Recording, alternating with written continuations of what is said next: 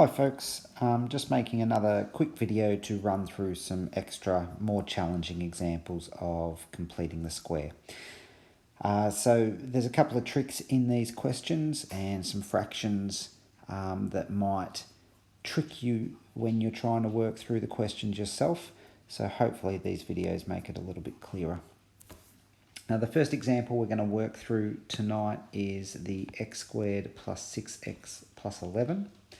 But please remember to always, even though we know we're going to complete the square in this video, please remember to always check all of those factorisation techniques before you move on. So I look at this question straight away and I can see there is not a highest common factor. It is definitely not a difference of perfect squares because I don't have two square terms and a minus sign. I can check if it's a perfect square trinomial. How do I do that? I halve the middle term. Sorry, I've put the answer in there already. So I halve the middle term, 6 divided by 2, and then I square it. So 6 divided by 2 is 3. 3 squared is 9. And the 9 does not equal 11, so I know it's not a perfect square trinomial. Okay, I'm going to leave that there because we've seen how that becomes part of our completing the square working. I also know that it's not a monic quadratic trinomial. There is not two numbers that I can multiply to get an answer of 11 and also add to equal 6. And I know that because the only factors of 11 are 1 and 11. And there's no way I'm putting 1 and 11 together to get an answer of 6. So I know that's not going to work. And it's not a non-monic trinomial because I'd need a number in front of the x value here for it to be a non-monic trinomial, so that's not the case. Alright, so let's work through this process of completing the square. So when we complete the square, the first step is I halve the middle term, or the coefficient of x, and then I square it. And I'm going to use the answer to that. I'm going to use this answer of 9 to force the perfect square.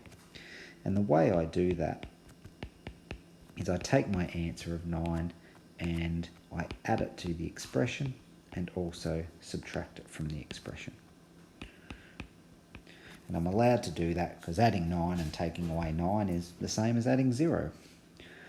By doing this, as I mentioned, we force the perfect square. So those first three values here will always be a perfect square trinomial. And because it's a perfect square trinomial, I can factorise it as x plus 3 squared. And this number here will always be equal to whatever's inside the brackets there. And then finally, minus 9 plus 11 is equal to positive 2. Now the reason I chose this example is because it's a little different to what we did in class, because most of the ones we did in class ended up with a subtraction here.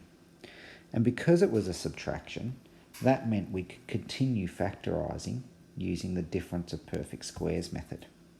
But because this is a plus and it's not a difference of perfect squares, I actually can't go any further.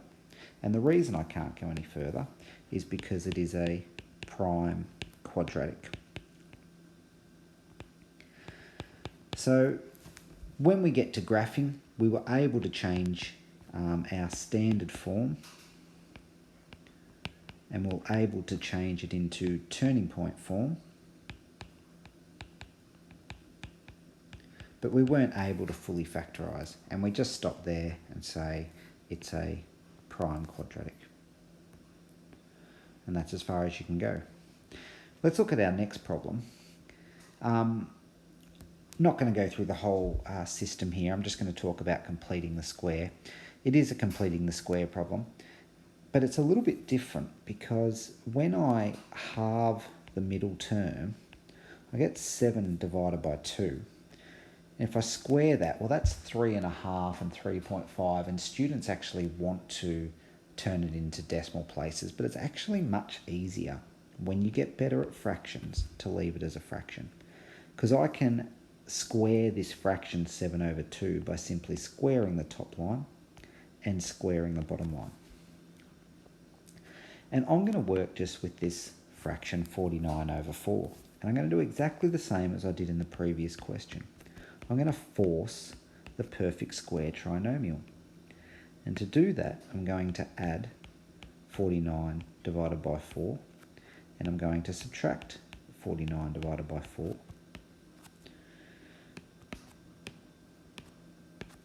And then I've got my plus 2 on the end. Same as before, the first three terms will always be a perfect square trinomial. I've set it up that way. And the number inside the brackets here will be the same as what's inside the brackets there. So my number that's got to go in this perfect square trinomial is 7 over 2. Now I do have to do a little bit more work to simplify this part on the outside, and I'm just going to write 2 as 8 quarters. So now it's all in terms of quarters. I can tidy that up by doing minus 49 quarters plus 8 quarters is minus 41 quarters. So the process is exactly the same. We just have to be able to work with fractions. Don't change it to decimals. Decimals do actually get uglier, and we lose the exactness of our answers in many situations. Okay, so I do have to factorise this further because it is now a difference of 2 squares, and we've seen these problems many a times now. So when I factorise a difference of 2 squares problem, I'll get 2 brackets, one with a plus, one with a minus. I take the square root of the first part, and it goes into the first position in each bracket. And then I take the square root of the second part, and it goes into the second position on each bracket.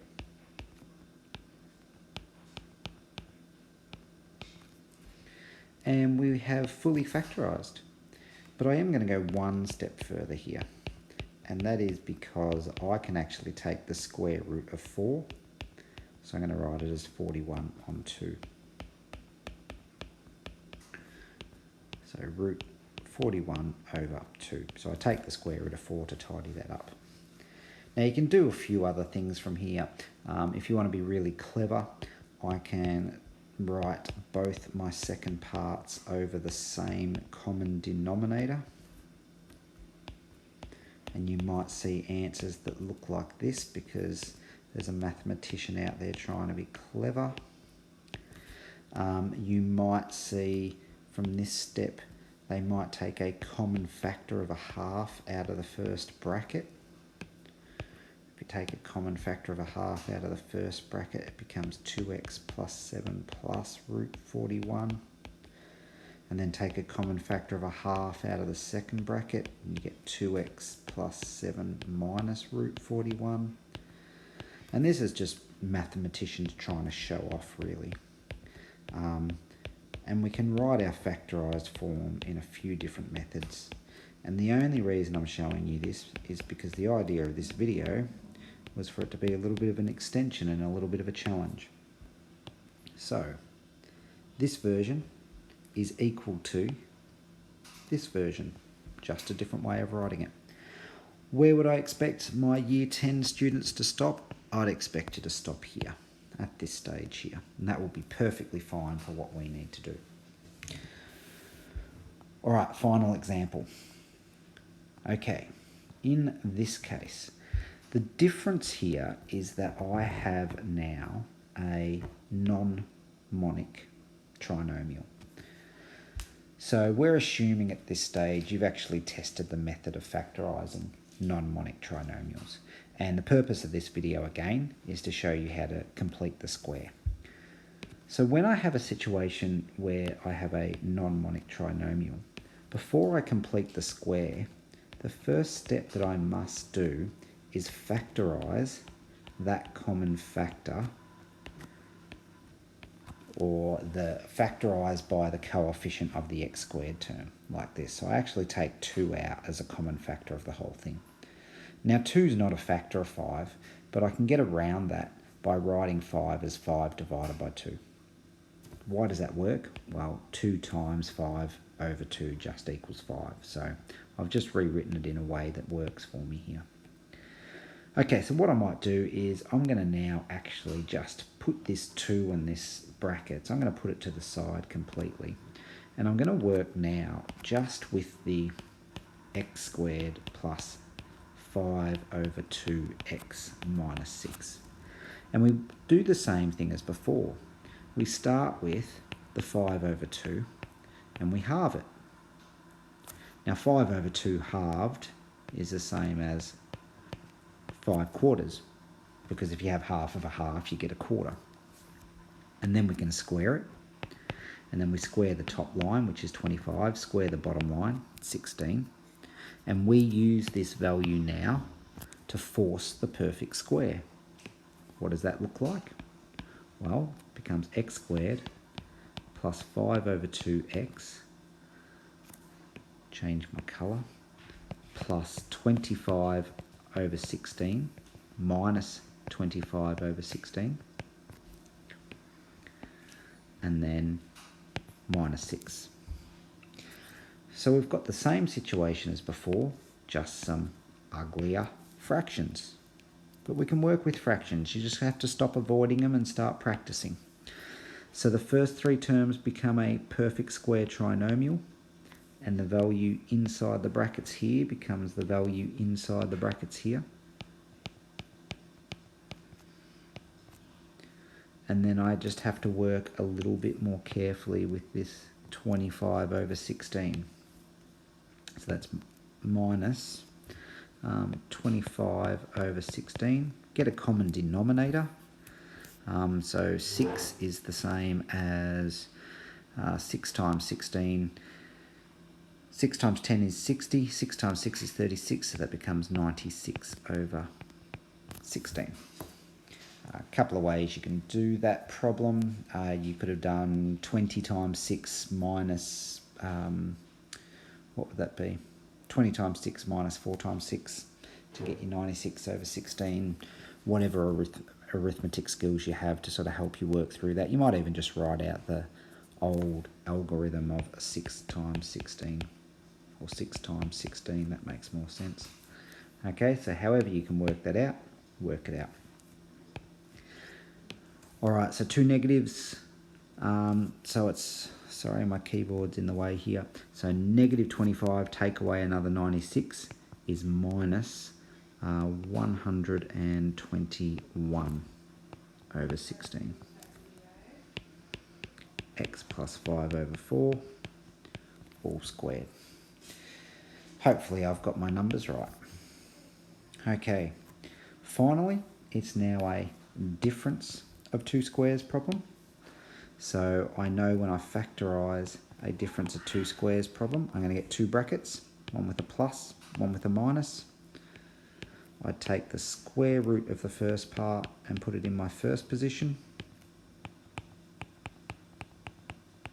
And then I take the square root of my second part and I put it in the second position. Now in this case it actually works out as a nice whole fraction. Can you have a whole fraction? I'm not sure, but I know what I'm talking about. Let's just leave it like that. We'll call it a whole fraction for now. Because we've got 5 quarters plus 11 quarters, we can make that the same as 16 quarters. And 5 quarters take 11 quarters is the same as 6 quarters, or negative 6 quarters. And then that becomes x plus 4, x minus, now this one doesn't come quite nice, it's going to be 3 over 2. Okay, so that's the completing the square process, but let's not forget we had this bracket with a 2 out the front. We've done all of our work without that bracket and a 2 out the front. All we have to do now is bring it back in. So it's bracket x plus 4, x minus 3 on 2. And I don't really need to have those extra brackets there, so I can just leave out this one and write it like that. Same as before though, there's lots of different ways we could write this. And I've kind of got a multiply by 2 out the front and a divide by 2 here. So I would actually expand this second bracket by multiplying the second bracket by 2. Don't multiply both brackets, but we can multiply one bracket. So another way I could write this would be like this. And you might notice that would actually be the solution if we had done the question using the non-monic trinomial method. Okay, hopefully you've been challenged with some slightly harder questions in this video, and good luck tomorrow when you practice some of these questions on your own.